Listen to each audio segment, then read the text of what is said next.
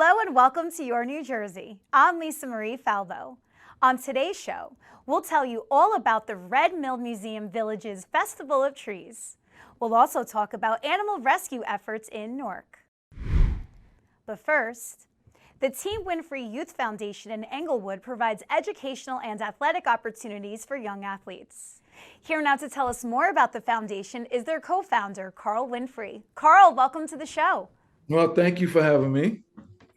Well, I am so excited to have you on here because I think everything you're doing with the foundation is so wonderful. So please tell our viewers what it is. Well, the Team Winfrey Youth Foundation was established by my son, Juwan Winfrey, and myself. Juwan, who's a current NFL wide receiver for the Green Bay Packers. He was drafted in 2019 and by the Denver Broncos. And we wanted to create an opportunity where we can give back and help other youths who are motivated to excel in sports. We want to provide an environment where they can learn how to become a better athlete, how to become a better person.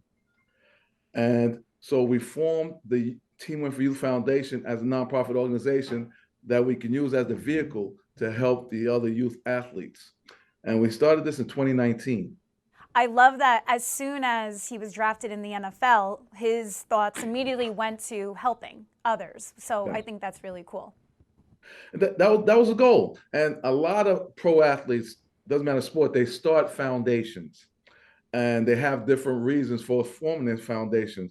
And we wanted to do the same. But that was going to be our platform to help other kids coming up. Why was that so important to you and your son? Because we know how difficult the path is in becoming a high-profile athlete or becoming a prospect so that you can be recruited by high schools and college coaches. We know the route.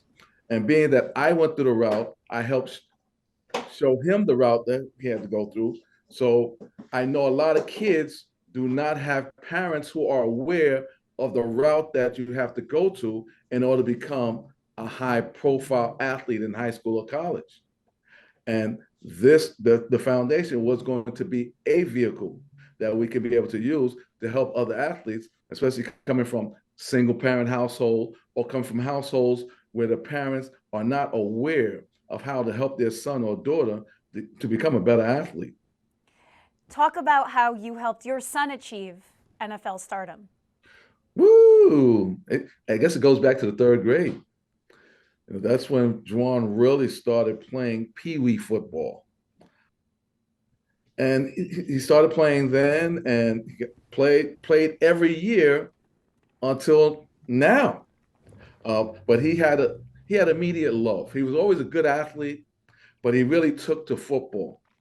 I was really a basketball person myself, but I played a little football, and I'm a pretty good athlete, but he loved football. And so we kept him in that environment with other kids who had that similar type of love for football. And it was a matter of every day going out there playing catch with him. His family, my wife and myself, we taking him on trips to participate in events up and down the East Coast. We send him with other families to participate in competitive games and clinics and camps here pretty much on the East Coast, but where a lot of the top athletes would congregate. And so they're participating in those camps and clinics is really how he got his name on the radar. Because we had him training.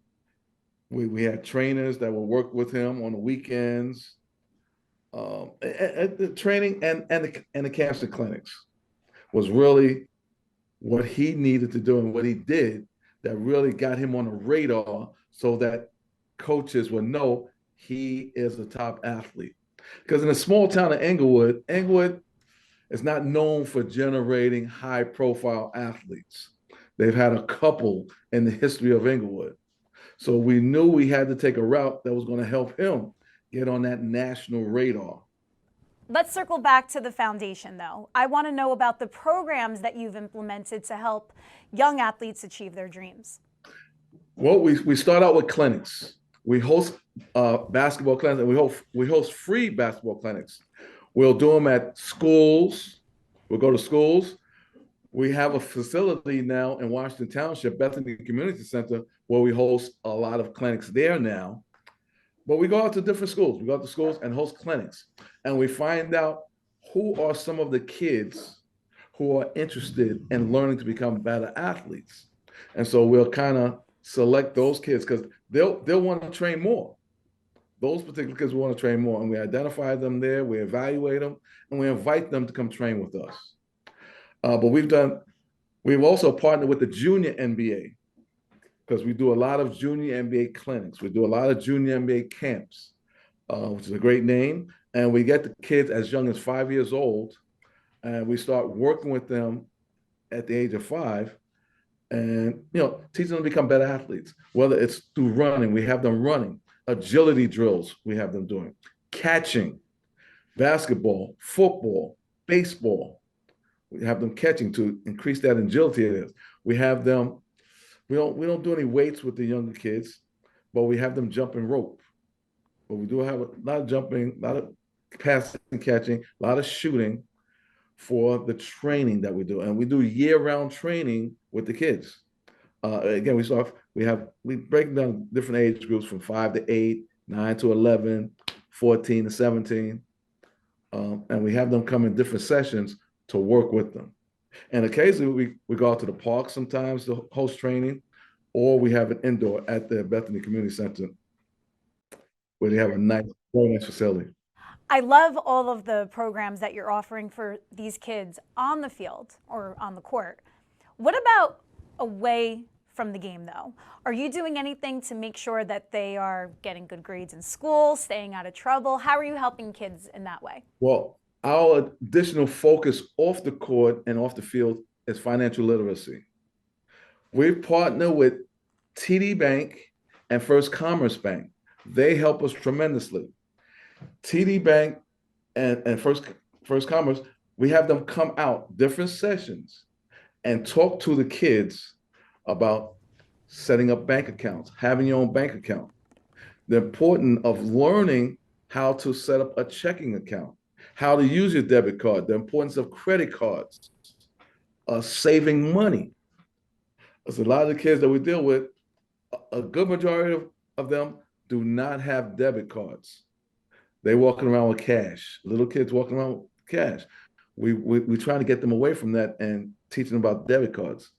So yeah, the financial literacy, we have seminars in which we invite them to come on out, and we have the bank. Again, the banks will support us.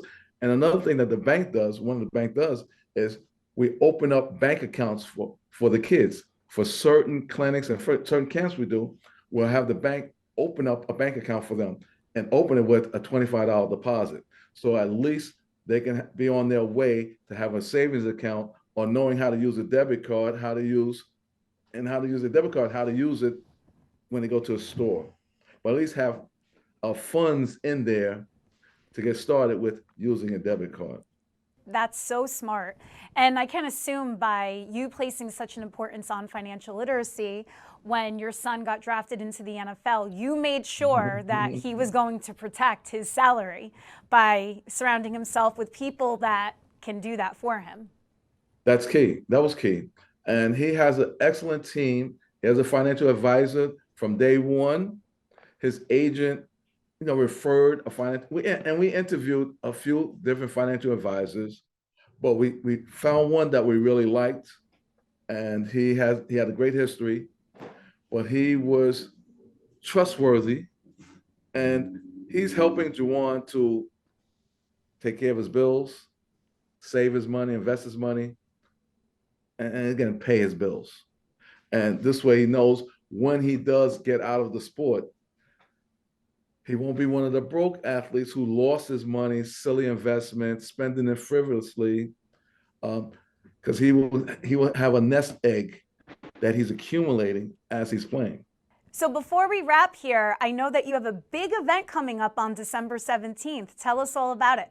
We have a youth sports leadership conference for 5th to 8th grade student athletes who are motivated to excel in sports. we're hosting this sports leadership conference at Fairleigh Dickinson University in Hackensack. Uh, we're going to have about 5 to 6 different topics that we're going to cover at the Youth Sport Leadership Conference, and it's an educational forum. It's not a we're not using the field as an educational forum in which we're going to educate the youth athlete and their parents on the pathway to becoming a high level student athlete. We're going to have a panel that will include Daryl Jacobs, who is an analyst for ESPN. We're going to have Dredrick Irving, Kyrie Irving's father. He's going to be there on the panel to give his perspective. We have Mr. Russell Schuler from Youth Education Through Sports, who has a doctorate and just knows all the NCAA academic requirements, and talk to the kids also about the name, image, and likeness requirements. That's something new where now athletes are able to earn money while they're going to college, and they can earn quite a lot of money while they're in college. We're going to also talk about non-athletic careers in sports, because not everyone will become a professional athlete or an athlete. Some people will go into sports marketing, sports medicine, sports journalism, like yourself. So we're going to talk about a lot of different career opportunities other than becoming an athlete in sports, and a lot of other fields also. But the event is going to be a great event, December 17th at Fairleigh Dickinson. Anyone interested, you can go to our website, the teamwinfrey.org website, the link programs-camps, and they can register right there online for our Youth Sports Leadership Conference. Carl, that sounds like an incredible event. And you, my friend, are one incredible person. I can tell why Jaquan has had so much success. And I thank you for coming on Your New Jersey today. Well, again, on behalf of the Team Winfrey Youth Foundation, we thank you. We thank you. We thank you. We thank you for the opportunity to share information about our program. The Red Mill Museum Village in Clinton is hosting the 11th Festival of Trees, featuring a collection of Christmas trees. Here with me now to discuss the Festival of Trees is Elizabeth Cole from the Red Mill Museum Village. Thank you for joining me, Elizabeth. Thank you. I'm happy to be here. Well, I am happy to have you here. 'Tis the season, and I want to learn all about the Festival of Trees. This is an event. I'm the curator of collections at the museum, but this is an event that I started like 13 years ago, really just for fun with some friends, but it's kind of grown into this really fun community event. And it's the 13th year, in conjunction with another really cool thing that we started like 4 years ago. Sort of like a holiday outdoor market. So with this company called Market Space Vendor Events. So between the two things, it really showcases, the historic site beautifully. And we have almost 40 trees that'll be on display this year, and they're kind of like placed amid the historic buildings. So what is the historic site that the Festival of Trees lives on? So the Red Mill Museum Village started as a museum back in 1963. It was founded by a group of citizens in Clinton. They really saved the building from becoming another industrial site. But essentially, it's a mill building, which is the jewel for the museum, the Red Mill, which is very iconic, and also a stone quarry. The mill had over like 25 owners since its beginning in 1810. The quarry was also in operation at the same time, and that was in business until about 1960. So today, when a visitor comes, they can tour all 4 floors of the mill. They can tour almost 10 acres of other buildings that were associated with the quarry, like lime kilns and the quarry office and the tenant house where the quarry workers lived. So let's talk about the outdoors, though, because you have different kinds of trees that are part of the festivities. What are they? It's a contest, essentially. So there's categories that you can enter. There's like a spirit of nature, best representation of theme, a child's fantasy category. So any individual business, a group, you know, can get together, families get together, come up with your, you know, your theme. You come on site, you set your tree up, and then it's on view until December 18th, Saturdays and Sundays. And, you know, it's just really fun. But the other cool thing is we do judge it, it's judged, but the public can vote for their favorite tree with a QR code. So each sign, you know, each tree is identified with a sign, and then the public can vote, which is really fun. What are some of the more creative trees you've seen? One of my favorite trees is an Irish themed tree that's done by the Friendly Sons of St. Patrick.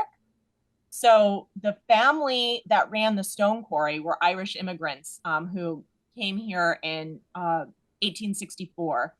And so, you know, it's really cool to have that kind of themed tree, but that's one of my favorite themes. But there can be anything. Last year, there was a tree made out of dryer duct, like kind of twirled up, and that was like a most unique category, you know, something that you wouldn't expect, you know, when you look at a traditional Christmas tree. So I enjoy the most unique trees just because I like to see how creative people can get. But of course, the most traditional category, I think is everyone's favorite because they like to come and look at the tree and maybe get nostalgic about the type of ornaments maybe that, you know, they used growing up, or you know, so it's fun to see year to year what people can come up with. So we talked about two of the categories. There's three others. What are they? So there's most traditional, spirit of nature, child's fantasy, and best representation of theme. So those are the categories. And the people that participate, are they just Clintonites or are they coming from all over? Well, you know, we've been trying to grow this for a while. And I think it's finally kind of, you know, catching on. But most of the people are local. Like this year, I think we have 5 different local Girl Scout troops participating, and local families. But I don't think everyone is from Clinton necessarily, like, you know, surrounding towns as well. This is the 11th time that the festival has been held. How has it grown over the years? Oh my gosh, it's been huge. So I mentioned we just started it like for fun. And actually the museum was closed. We were a seasonal museum. So we were closed in the winter. And a group of friends and I just thought, you know, it would be fun to, you know, try to do something. And we've seen this done other places, and we said, let's try to do it, you know. And the first year, it was, I guess, mostly enjoyment for ourselves and our friends, you know, because we were like, oh, look how pretty this tree is. And those early people who participated, they almost became like our Christmas spirit, you know, because they were so enthusiastic. But I think the first year we did it, we only made like $600 or something. It was really a low amount. And you know, that was like 13 years ago. And so comparing that to last year, we had 8,000 people attend the event, and it generated almost $80,000 for the museum. So that was, you know, it's definitely growing and becoming like, you know, something to do. $80,000 for the museum. That's amazing news to hear. What do the funds go toward? So it goes to the museum's general operating. You know, we have, like I said, 10 acres, 12 buildings. The mill itself is, you know, very substantial in size. And all of these historic buildings, it takes a lot of upkeep to keep them maintained. And you know, we have school tours that come. Generally about 3,000 students visit the museum each year. Programming, stuff like that. And so that's what the money goes towards, keeping the site going. Where can people find out more about the festival? So if you go to the museum's website, it's www.theredmill.org. There's festival information as far as hours and stuff like that on the website. Elizabeth, thank you so much. We'll see you out in Clinton, and happy holidays. Thank you. Animal rescue workers are hard at work trying to rescue stray and lost animals from the streets. Joining me now is animal rescue worker Yasmin Rivera. Thank you for coming on the show, Jazzy. Thank you so much for having me and Roscoe. Yes, well, we've never had a dog on the show before, and he's Oh, so Roscoe, cute. So you're the first welcome, one on the Roscoe. show. Thank you. So how did you get involved in rescuing animals like Roscoe? I live in a really rough neighborhood, and to be honest, it's just everywhere. It's so sad. People, when they move, they leave their dogs behind, they leave their cats behind, and it's just literally in front of my face everywhere. Why do you think that these stray animals are so prevalent in the city of Newark?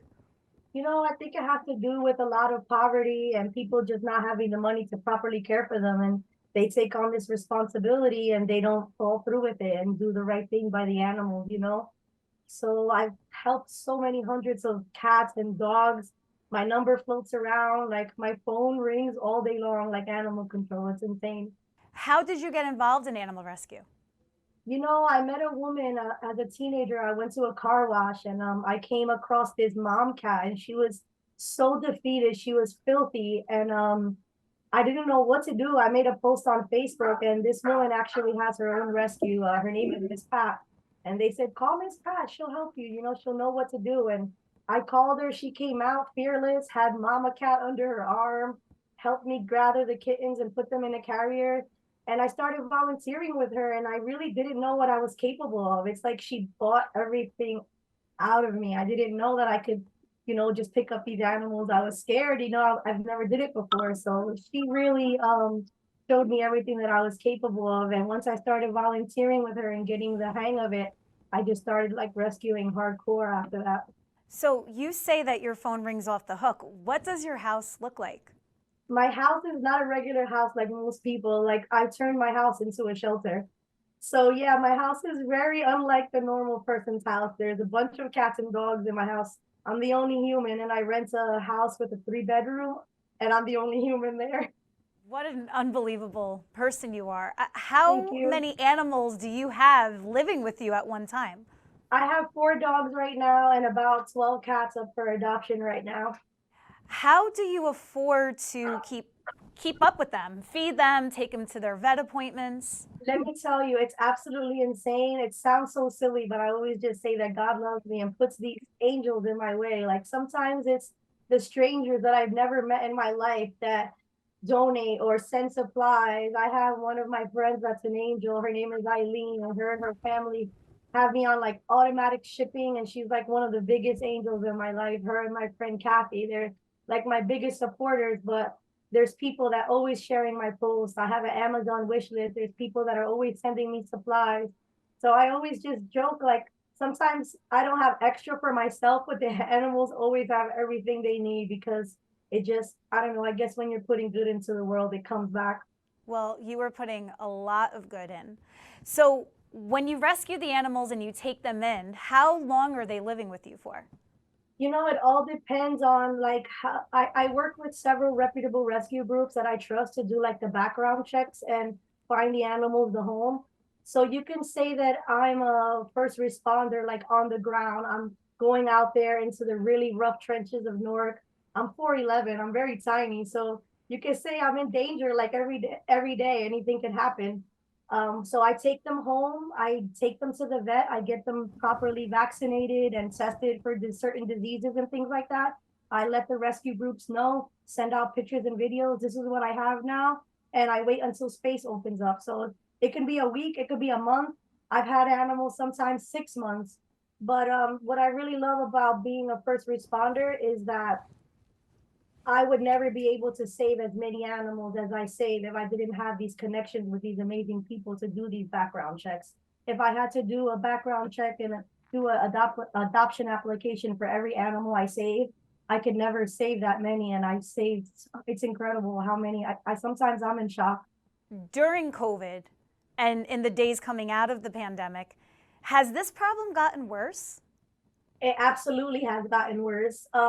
It has gotten worse because there's a lot of people that were not working in their home, and I don't know if they were bored or they were just animal lovers and they took in these animals because they, I guess wanted to try to help. And there's so many people that are just going back to work and returning these animals to rescues and returning these animals to the shelters. And I think as as a rescuer, and just so many of my other friends that are involved with rescue are saying, like, I guess every year we say this year is the worst, but this year has truly been the worst for like returning pets, and the shelters are packed. Well, where can people find out more about you and, more importantly, support you in your mission? Thank you so much. I do have an Instagram page. It's Jazzy XOXO13 on Instagram. And I have my Amazon wish list link in my bio. There's like a video of some of my rescue work in my link tree. I have an Amazon wish list and like my donation links. It's all on my link tree in my bio. Well, if people are looking for a very worthy cause to give back to this holiday season, I think we found it right here. Jazzy, thank you so much for everything that you're doing for the animals in Newark. I really appreciate it so much. Thank you. Thank you for joining me on another episode of Your New Jersey. I'm Lisa Marie Falbo. We'll see you back here next week.